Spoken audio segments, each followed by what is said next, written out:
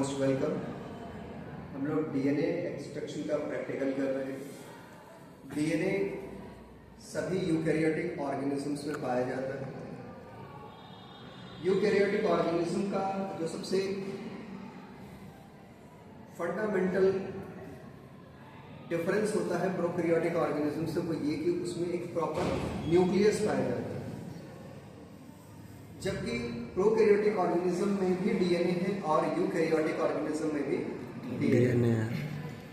सवाल ये उठता है कि क्या हम केवल प्रोकैरियोटिक या यूकैरियोटिक किसी एक का डीएनए निकाल सकते हैं? जवाब यह है कि हम किसी का भी निकाल सकते हैं जिसमें डीएनए है। लेकिन हमारे क्लास 12 के डीएनए प्रैक्टिकल के लिए सबसे आसान क्या होता है? बनाना का यूज करना, स्ट्रॉबेरी का यूज करना और पके हुए पपाया का यूज करना, क्योंकि इनकी सेल ऑलरेडी डाइजेस्ट रहती है, सेल वॉल भी रहती है, बाकी प्रोसेस करने में बड़ा इजी है। बेसिक प्रिंसिपल डीएनए एक्सट्रैक्शन का ये है कि अगर हम प्लांट्स का डीएनए निकाल रहे हैं तो इसको क्रश करना होगा, बहुत ही मिनिमाइज करना होगा, क्रश करके अप्रॉक्सीमेटली पाउडर या लिक्विड फॉर्म में लाना होगा। बहुत जेंटल क्रश करना होगा, बहुत तेज क्रश करेंगे तो इसका डीएनए फट सकता है, खराब हो सकता है, बर्बाद हो सकता है। इसके अलावा क्रश करने के बाद इसमें सेलुलेज एंजाइम मिलाएंगे, लाइपेज और इस तरह के वो सभी एंजाइम जिससे कि बाकी सारे के सारे मॉलिक्यूल्स डाइजेस्ट हो जाएंगे सिवाय डीएनए के। हम डीएनए एंजाइम छोड़ के बाकी सब कुछ मिलाएंगे, जिससे फाइनली हमें डीएनए मिलेगा। और लास्ट में इसको प्रेसिपिटेट करने के लिए हम अल्कोहल मिक्स करेंगे। बट स्कूल के इंफ्रास्ट्रक्चर में ये पॉसिबल तो है, लेकिन चीज़ें मैक्सिमम अवेलेबल नहीं होती हैं। तो दूसरा तरीका क्या है? दूसरा तरीका ये है कि ये सारे मटेरियल यूज करें, लेकिन साथ में हम डिटर्जेंट का यूज कर सकते हैं। अल्कोहल हमारे पास चिल्ड होना चाहिए 1 डिग्री सेल्सियस से 5 डिग्री सेल्सियस के आसपास। रबिंग अल्कोहल हो और भी अच्छा है एनिमल सेल के लिए। अब मान लीजिए हमारे पास प्लांट मटेरियल भी अच्छा नहीं है, बहुत मुश्किल है, तो क्या करेंगे? तो पहले एक सॉल्ट सॉल्यूशन बना लीजिए, साफ सुथरा पानी लीजिए, सॉल्ट सॉल्यूशन बनाइए।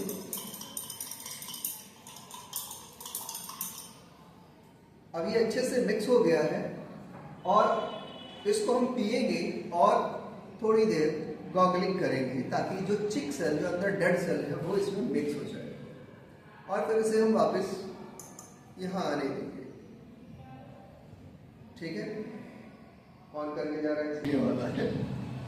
मेरे अंदर डीएनए है कि नहीं क्या पता, मैं बिना डीएनए वाला ह्यूमन बीइंग हूँ।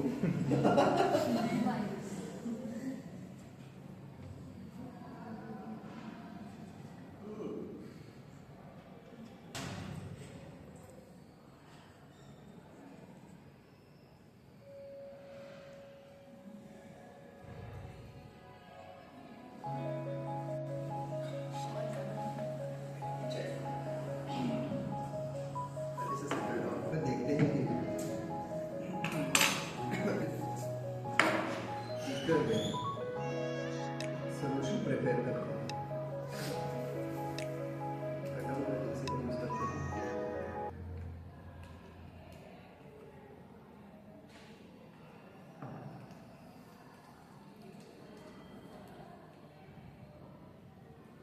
और इसको ऐसे मिलाना है कि झाग ना बने। झाग बनेगा तो एक्सपेरिमेंट फेल हो जाएगा।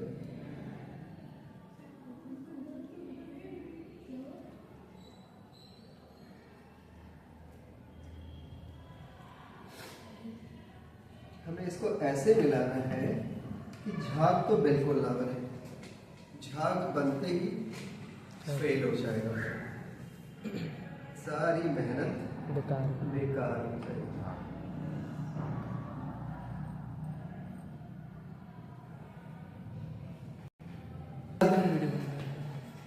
इस डिटर्जेंट सॉल्यूशन को, जो कि हमने अप्रोक्सीमेटली घोल लिया है, ठीक है,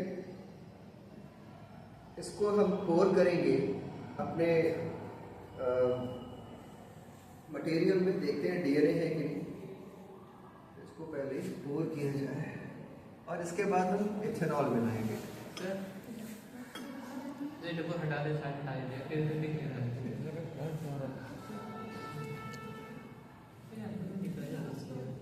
ऐसा क्यों यूज किया हमने ग्लास रॉड? ऐसा इसलिए किया ताकि अचानक से डायरेक्ट इनपुट करने की वजह से झाग न बन जाए, क्योंकि हमें वो नहीं होने देना। अब इसमें हम अपना इथेनॉल मिलाएंगे। आप रबिंग अल्कोहल भी यूज करते हैं। रबिंग अल्कोहल का मतलब होता है 70% अल्कोहल भी यूज कर सकते हैं, बट शर्त ये होनी चाहिए कि सब चिल्ड होना चाहिए। और ये एब्सोल्यूट अल्कोहल है, आप इसका भी यूज कर सकते हैं। So let us mix the absolute alcohol.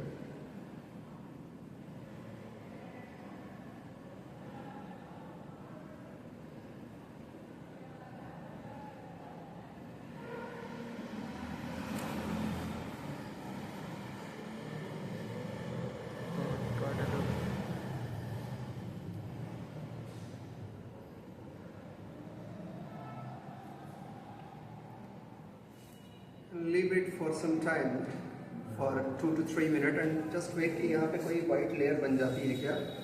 बनती है तो मेरा डीएनए है मेरे पास। तो इस तरह से ये वाइट ट्रांसपेरेंट डीएनए अपीयर हो चुका है एट द जंक्शन। आप देख पा रहे हैं ये लेयर है। अब इसकी स्पूलिंग करते हैं तो देखते हैं क्या रिजल्ट आता है।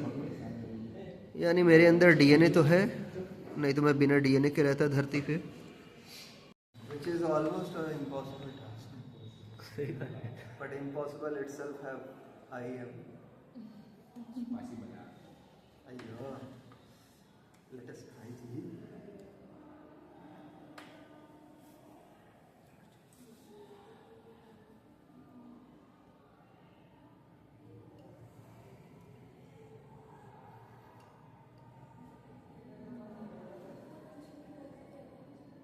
Okay, some DNA is here.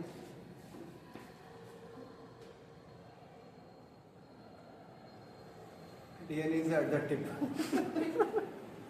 दिख ही नहीं रहा है।